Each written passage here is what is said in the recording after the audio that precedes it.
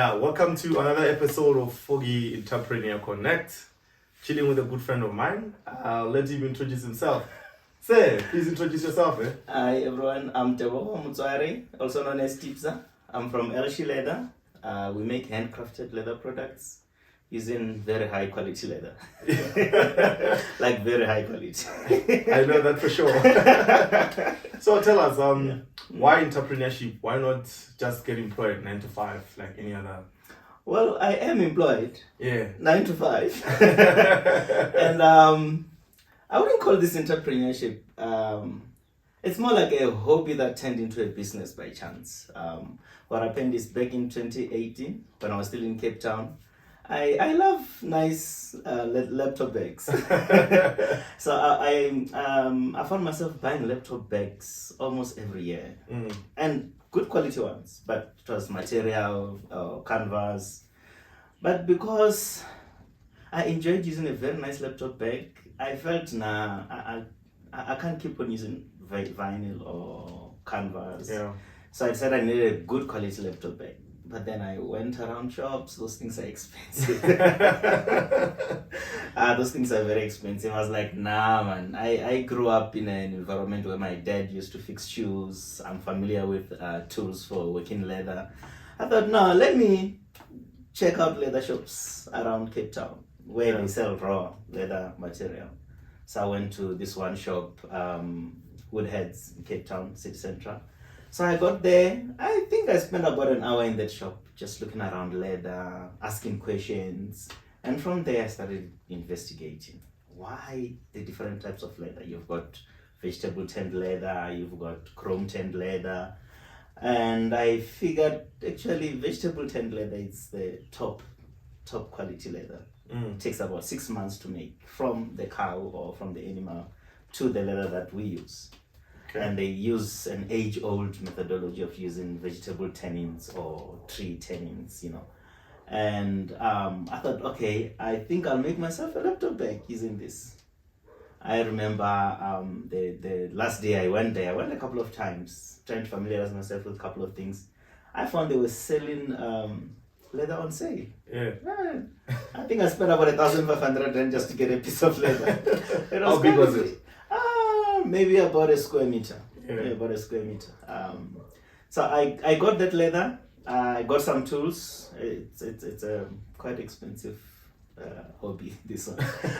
I got some tools. I got home. I remember I used the kitchen countertop to work on. I made a nice laptop bag. Unfortunately, I don't have it anymore. Somebody robbed me of it. So what happened was, when I went to work with it, everybody just wanted that bag. A friend of mine is now overseas. He came to me and said, "Brah, I want a laptop bag. You gotta make me one." It was not planned for me to make leather products. So I said, okay, it's fine. I'll make you a laptop bag. I made him a laptop bag, and then it just started cascading. Everybody wanted some. I said, okay, maybe I need to make this as a So yeah, that's how Elshe Leather started.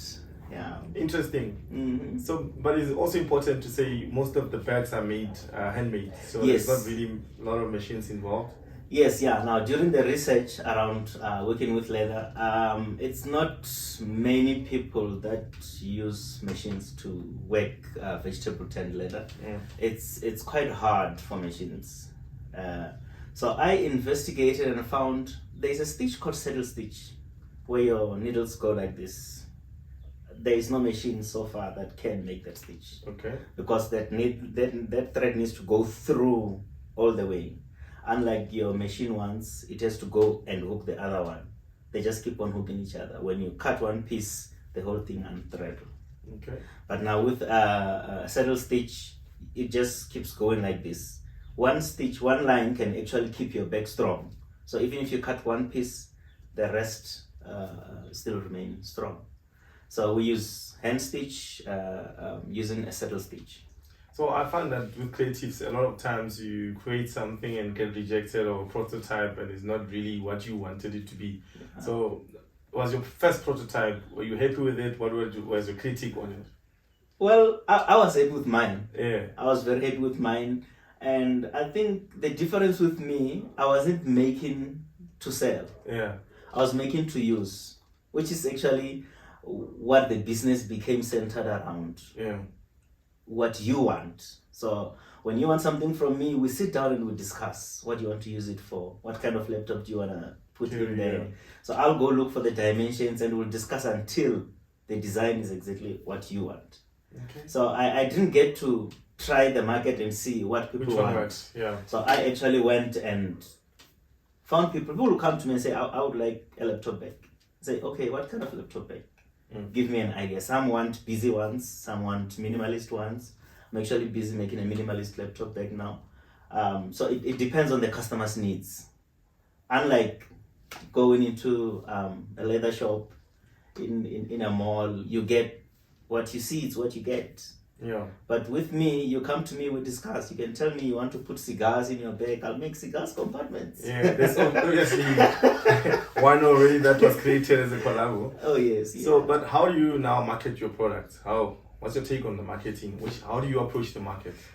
I'm actually a bit cautious at the moment, not to flood the market with my products because it's a single man making this.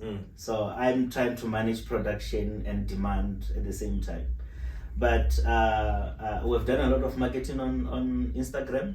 It has become like our central one. We're only now venturing into websites. We just created our website now, www.elsheleather.com. But we basically just dump in our the images of the things we've done so far.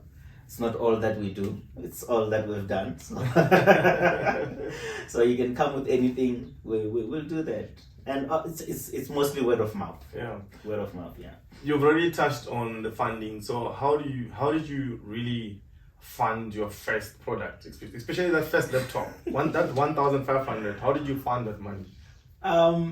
It's from my pocket. Yeah. So like I said, I'm working. I was working. So I planned it. Like I already indicated, it took me a while investigating the type of leathers to use, the type of stitches, the tools that I needed. So in that period, I started saving up money. From the first day I went to the leather shop, I had an idea how much the raw material would cost me. So I saved up myself, and it's been from my pocket ever since. Yeah. So it's important to do your research, Very much important. Yeah. So one of the aspects. So do you foresee yourself requiring funding in future, maybe to expand? What's your take on funding? I did think about it, but I'm not sure. I worry getting somebody to get some control in my business of any sort. Yeah. So, and that's the reason why from the onset I decided I'm going to fund the business myself.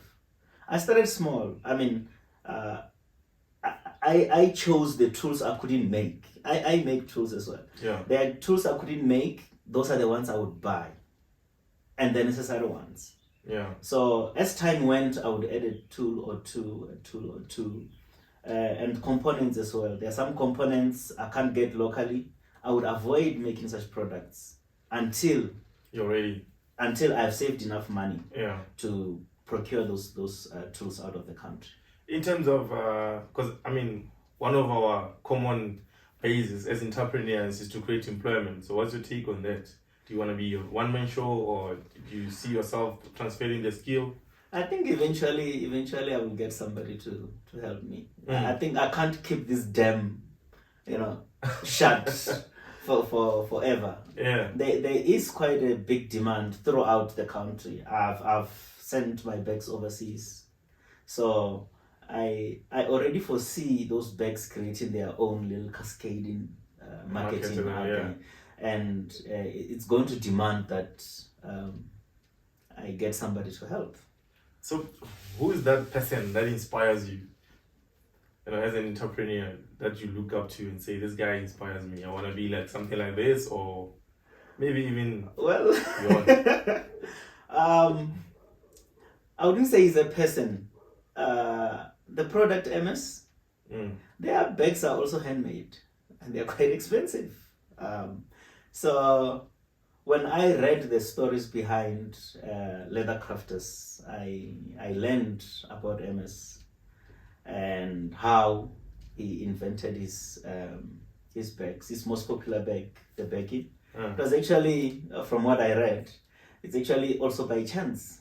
It's not like he was just sitting there and think, I've got a great idea, let me make something. Apparently, he was in a plane and the lady called begging was carrying some stuff in her own bag and things just fell apart. And he thought, I can make a bag that would help you with it. So I find that inspirational because I'm solutions based. Yeah. I thought, okay, this is actually in line with how I think. What problem is there? Let's solve it with a bag.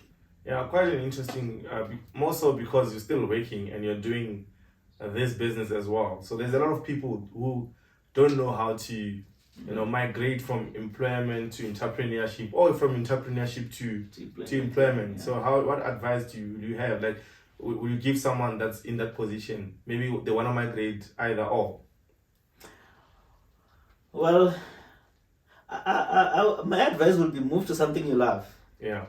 I think for me, the reason I'm still in both, one is like a break of the other. Yeah. I'm a physicist by training, by profession, and I love it. Yeah. I love it. The work I do, I'm crazy about, and I can't wait for tomorrow to go to work. And that for me is a break from my leathercraft. Yeah. And so if I didn't really love either, I was going to compromise one for the other. But in terms of choosing one of the two, I would say choose something you really love, because then it doesn't become burdensome. Yeah. But obviously there will come a point where one wants you more than the other. And that's one reason why I'm afraid of funding for my craft, for my leather craft. Because like seriously, I wouldn't want somebody to ask me, why are you not working with bags? So like from Friday night, I've been in the workshop until 1 o'clock in the morning. Because I was enjoying doing the things I was doing. I actually had a project 5 project. I needed to make 5 bags by the end of the week, of the weekend. Yeah. And I did. Okay. And I was calculating yesterday, from last night, from yesterday I worked 18 hours in here. Which is illegal according to South African laws, right? It's a hobby for me. Yeah. For me, it's a hobby. So I enjoy it. Yeah. Yeah. So that's why, for me, I want to have one that I'm in control of. Okay. Yeah. Yes, my professional work does overflow into my personal time. And because I enjoy, I'll do it. Yeah. Interesting, because being hybrid is it must be a challenge. So lastly, where do people find you for the product, if they want to find you for inspiration or for the product? Well, our main contact is Elshe Leather, at Elshe Leather, on Instagram. It's Elshe_leather.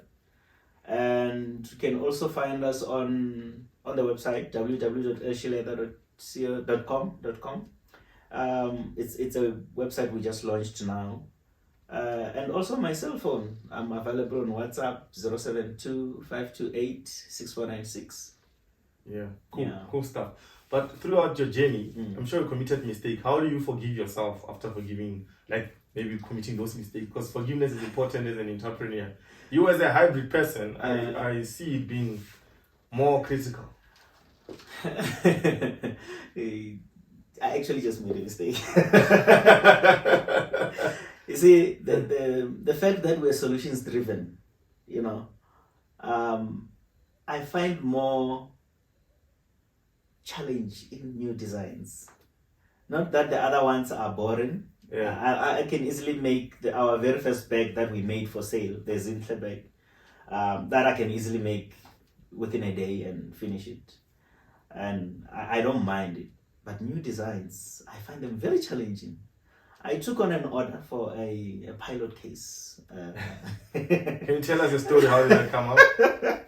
No, it's a friend of mine from Witbank. He made an order for a pilot case. I thought that's interesting. I've never made a bag that has wheels.